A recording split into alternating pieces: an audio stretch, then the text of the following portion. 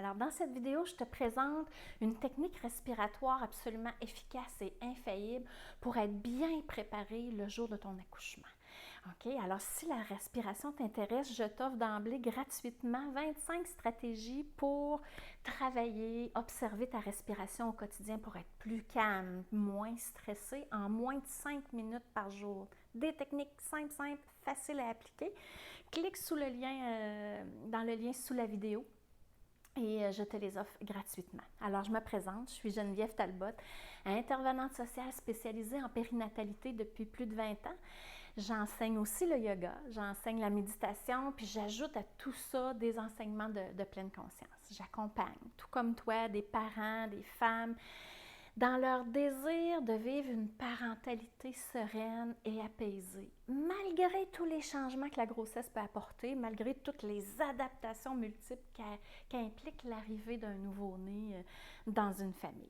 Alors, avant d'aller plus loin, j'ai une question pour toi. J'imagine que tu as déjà entendu dire que la respiration, c'était la clé essentielle pour bien vivre la naissance de son enfant. Est-ce que tu t'es déjà posé la question comment on fait ça? Bien respirer, j'en ai aucune idée, je ne sais pas par où commencer. Je vais sur YouTube, il y a tout et son contraire parce que la respiration, c'est tellement vaste. Mais moi, aujourd'hui, je te présente une technique respiratoire qui est vraiment ciblée pour te préparer à l'accouchement, qui peut être très bonne pour d'autres choses aussi, pour, par exemple, se préparer au sommeil et tout ça, mais elle est vraiment ciblée pour l'accouchement, celle-là. Alors, je te la présente instantanément. Alors, c'est quoi la stratégie? C'est que pendant l'accouchement, ce qu'on a besoin, c'est d'apprendre à expirer. Parce que ce qui arrive, la plus grande problématique qu'on retrouve pendant la naissance, c'est que les femmes vont beaucoup inspirer. Ils sont comme ça fait mal, ça fait mal, ça fait mal. Ils inspirent. Et elles oublient d'expirer. Ça crée l'effet que la douleur va être plus intense. On devient comme avec beaucoup trop d'oxygène dans le corps. Donc, on n'arrive pas d'oxygène et de gaz carbonique aussi parce qu'on n'arrive pas à expulser, à éliminer le CO2. Puis là, les filles deviennent des fois étourdies comme sur le bord de la crise de panique. Il y en a qui deviennent sur le bord de la crise d'hyperventilation aussi. Alors, ce qu'il faut faire pour éviter ça, c'est qu'il faut apprendre à expirer. C'est aussi simple que ça. Et, très important, si tu veux arriver à l'accouchement en étant avec un bagage, OK, tu dois te pratiquer avant. OK? Chaque respiration consciente que tu prends, c'est un bagage. OK? C'est une expérience que tu mets dans ta valise et cette expérience-là, quand tu vas arriver à l'accouchement, là, la valise d'expérience que tu vas avoir, c'est avec ça que tu vas accoucher. C'est pas là que tu vas ajouter des nouvelles expériences pour te préparer. Parce que c'est comme quand on est en situation de stress, on revient toujours au niveau de maîtrise qu'on a acquis. Donc, ce que ça veut dire, c'est que si tu as fait 100 respirations conscientes en prénatal, tu arrives avec un bagage de 100 respirations. Et sais-tu quoi? Que tu en aies une ou 1000, l'important, c'est d'avoir un bagage, tout simplement. Il n'y a pas de pression. Il faut que tu ailles comme toi, tu le sens. Mais c'est sûr que le plus régulièrement possible, à tous les jours, c'est l'idéal, mais ça t'appartient. C'est ton engagement que tu prends envers toi. Alors, qu'est-ce qu'on fait? C'est que pour allonger l'expiration, ça te prend, moi, là, ce que je propose pour commencer, là, écoute, c'est 3 respirations minimum par jour. Ça équivaut à peu près, selon la longueur de ta respiration, à entre 27 et 36 secondes par jour. OK? Fait que là, comme on dit, l'excuse de j'ai pas le temps, on passe à côté. Donc, qu'est-ce qu'on fait? C'est que je prends une inspiration. C'est sûr qu'enceinte, notre respiration est affectée, est plus courte qu'avant.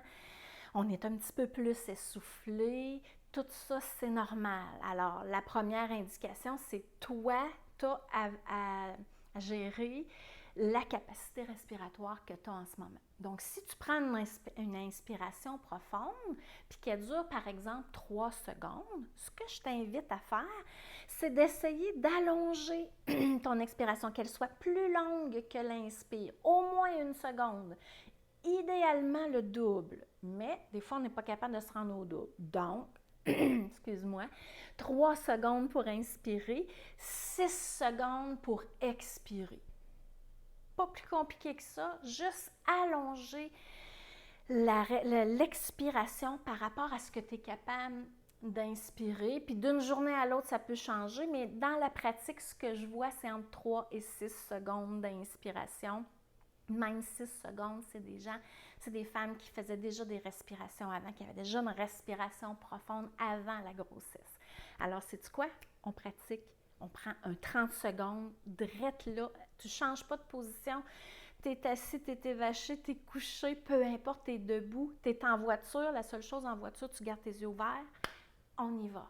Tu inspires, 2, 3, expire, 2, 3, 4, 5, 6.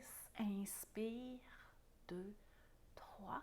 Expire, 2, 3, 4, 5, 6. Une dernière. Inspire, 2, 3. Expire, 2, 3, 4, 5, 6. Observe. Juste 3 respirations. Comment ça crée? Qu'est-ce que ça crée à l'intérieur de toi? Ça amène une détente, ça amène une présence, ça amène un apaisement, puis souvent, physiquement, on a un relâchement au niveau de nos épaules, au niveau de notre visage. 27 secondes que ça nous a pris pour faire ça. C'est pas plus long que ça. Si ton inspiration est plus longue, t'ajoutes, ton expiration va être inévitablement plus longue. C'est juste ça qu'on a à faire en prénatal. Il y a plein d'autres choses que tu peux faire. Il n'y a pas de contre-indication à faire autre chose. Mais si ton intention, c'est vraiment de te préparer à la naissance, c'est expire plus long que l'inspire. C'est ça qui va t'aider pendant l'accouchement. Et le fait de compter mentalement en secondes le temps que tu prends pour inspirer, c'est que ça garde ton esprit présent. Fais comme moi. Tu comptes. Moi, je l'ai compté de vive voix. Bien sûr que quand je compte de vive voix, je respire pas, j'inspire pas comme toi, puis j'expire pas comme toi, mais toi, tu le comptes mentalement. Inspire 2, 3, 4, expire 2 jusqu'à 8. Si c'est 4 secondes, ta capacité d'inspiration. Alors, c'est vraiment hyper simple. Je te suggère fortement de l'intégrer. N'oublie pas que chaque respiration, c'est un bagage que tu mets dans ta valise. Puis sais-tu quoi que tu vas te rendre compte? Tu vas te rendre compte que finalement, 3 respirations, la première chose, tu vas savoir, tu vas en faire 6 parce que tant qu'à s'installer pour 30 secondes, on finit par s'installer pour 1 minute. OK? Fait que explore. Je t'invite à partager tes commentaires, comment tu t'es senti après ton 30 secondes de respiration qu'on a fait ensemble. Je vais te lire, je vais te répondre. Et en résumé, c'est ça, c'est vraiment l'expiration qui est importante de travailler en prénatal pour se préparer à l'intensité des contractions pendant la naissance. Si ça t'a été utile, je t'invite à cliquer j'aime sur cette vidéo-là. Je t'invite aussi à t'abonner quelque part autour ici à ma chaîne YouTube, à activer les notifications pour avoir les nouveaux vidéos qui vont sortir. Puis, je te rappelle que tu peux aussi télécharger mes 25 stratégies sur la respiration pour être plus calme, moins stressé en moins de 5 minutes par jour. Alors, je te dis à bientôt. Bye bye.